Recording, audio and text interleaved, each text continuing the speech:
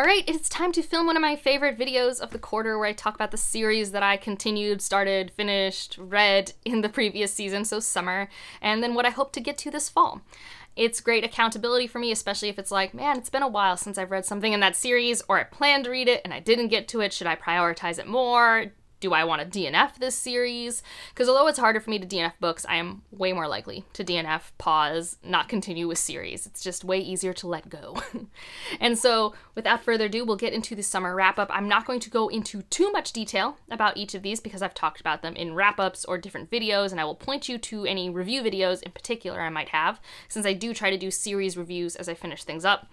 But otherwise, we'll just get into it, starting with what I have finished. So the first thing I'll talk about is the Founders Trilogy by Robert Jackson Bennett, with Locklands this summer, which was one of my favorite reads of, I think, June when I read it. Maybe it was July. Time is not real. Regardless, I loved reading this book whenever I read it, and I did a Should You Reads video. I thought it stuck the landing. I was unprepared for a time skip. It was a substantial time skip between books 2 and 3. And I might have appreciated it even more if I had reread the first 2 books. So definitely one that I would encourage marathoning, rereading, recapping. I still did fine without doing that, but there were definitely moments where I was just like, what, who's what, where, how am I here? Like, that definitely happened. It took me some time to catch up. Another one that I finished is the Xenogenesis series by Octavia Butler. I have a more discussion-y Should You Reads for this because I just had a lot of thoughts about the thought experiment that she put forth and the thematic takeaways that I had from these thought experiments and why she focused on the things that she did, which is, I truly think, always one of the best hallmarks of Butler works, is that they make you think, they make you engage with the work. Although they are usually very direct writing styles and very short books, they are not always easy to consume, and this one in particular also has difficult content.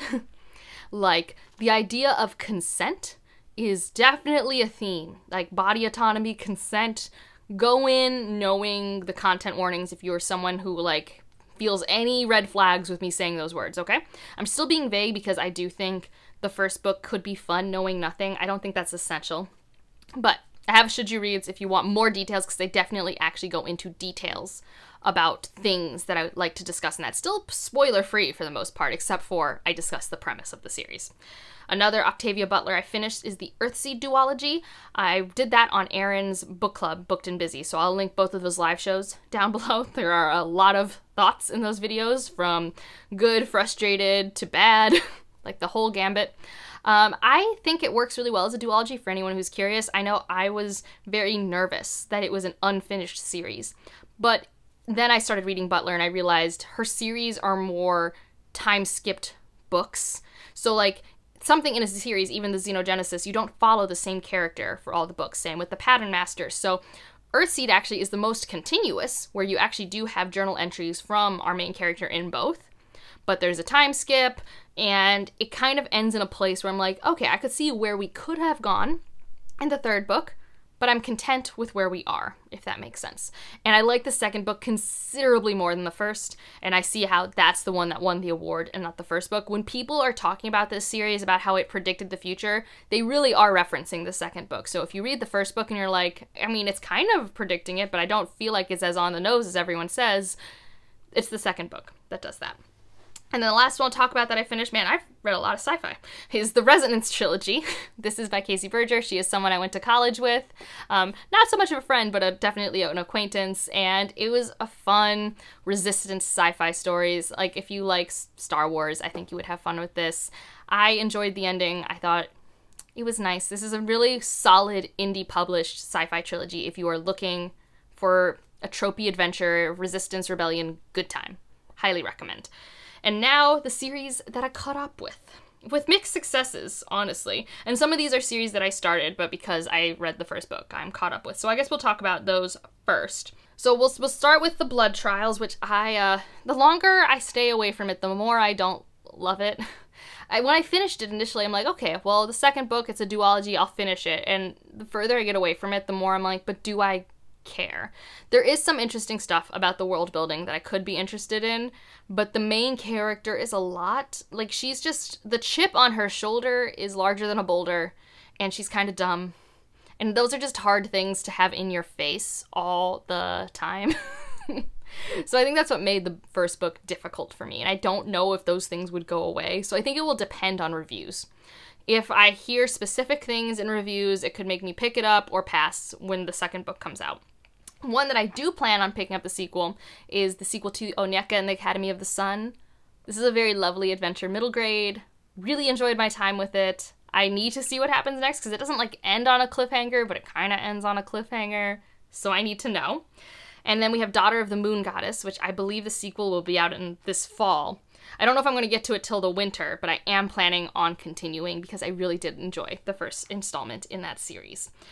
Other ones I caught up on, Seasonal Fears.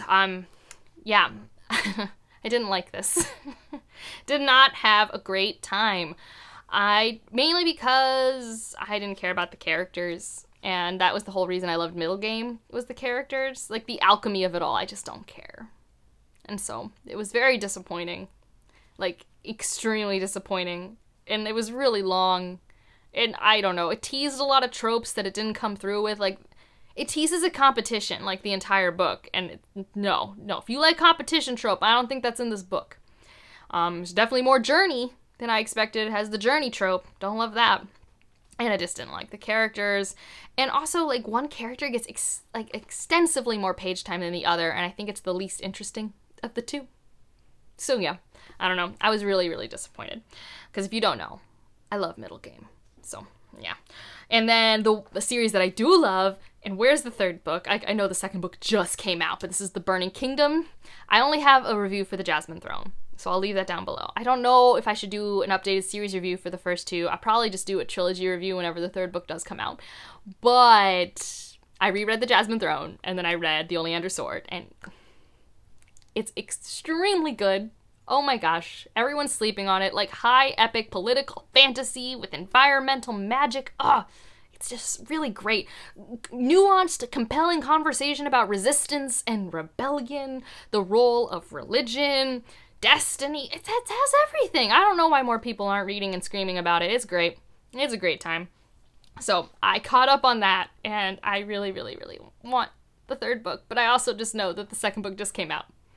So if I'm lucky, it'll come out next year, but also I don't even know if the manuscript is done, so.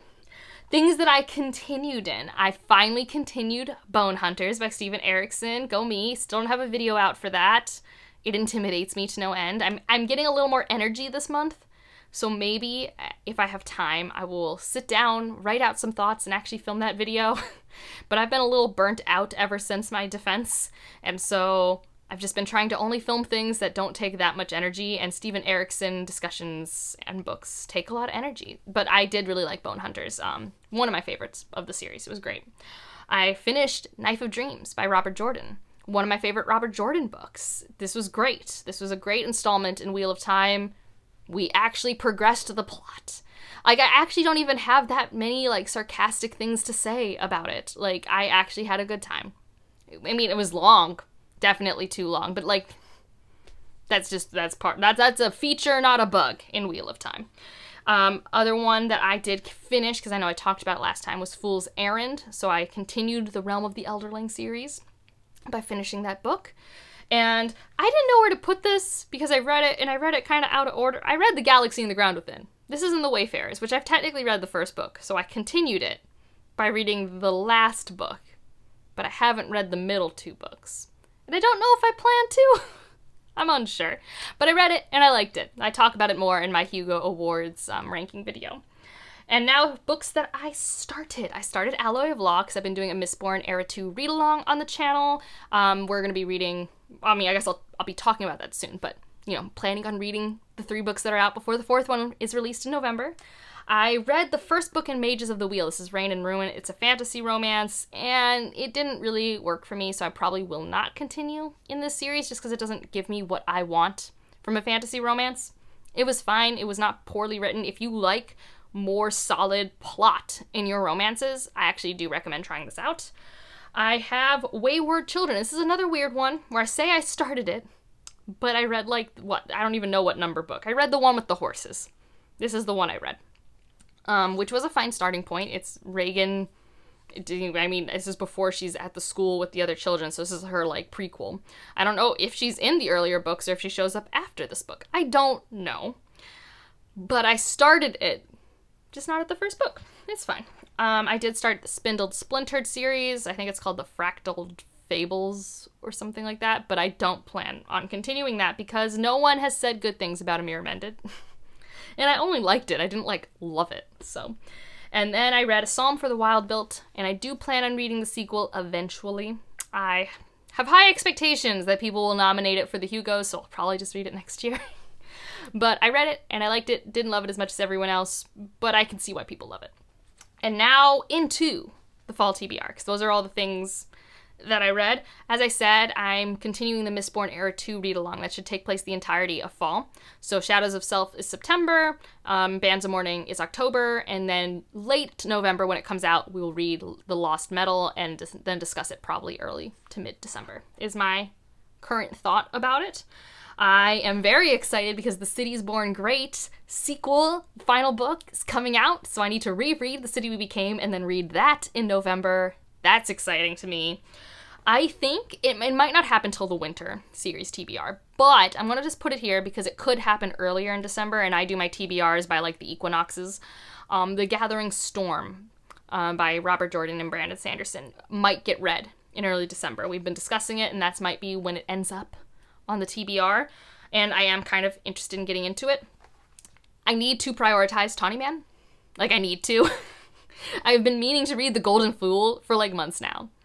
Like, that and what I'm about to talk about after this, these series have been languishing because of other reading obligations, and I need to prioritize them. So I need to, bare minimum, read The Golden Fool, but I would like to finish the Tawny Man series this fall.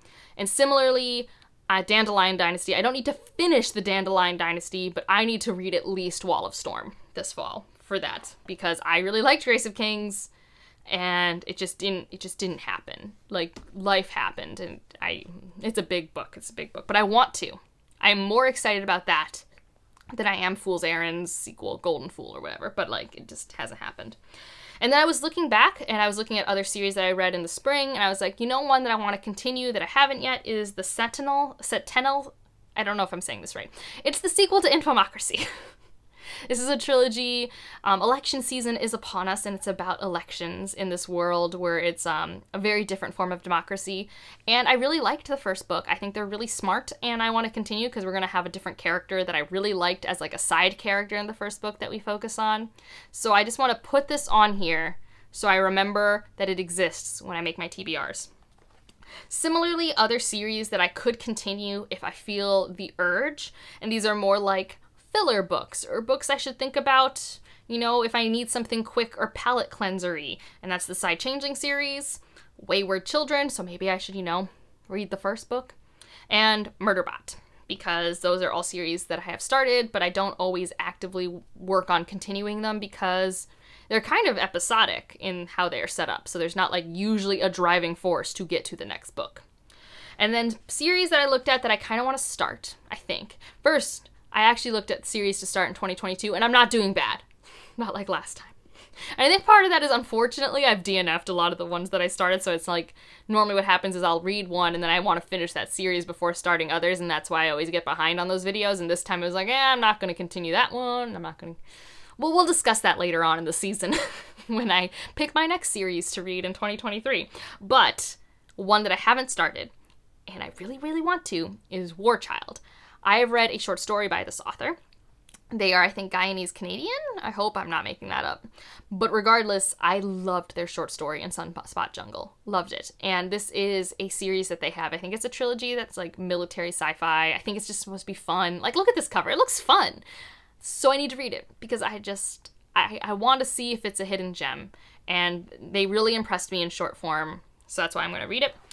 I felt like this TBR needed a T. Kingfisher series, so we're going to go with the Clockwork Boys because, yeah.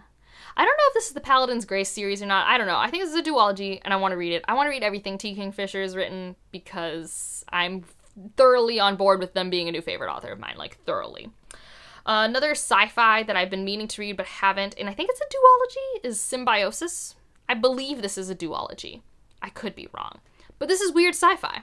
and I'd like to read it, and I'm trying to combat my fall tendencies to only read fantasy books.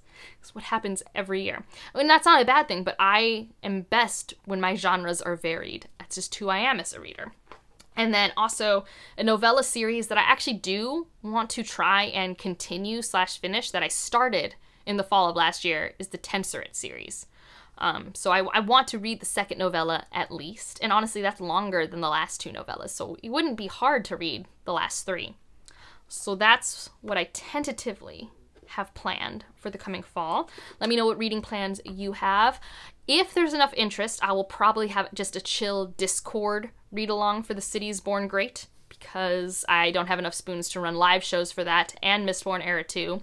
And I don't know if there's actually like a lot of interest, but let me know, because I do plan on talking about that a lot in the Discord when I do pick it up. Tentatively planning to read that maybe early November to go into the sequel, which I think comes out near the end of November. I also need to check on those dates because I'm not good at that. If you want to leave an emoji, though, I'll leave a city emoji. That's easy.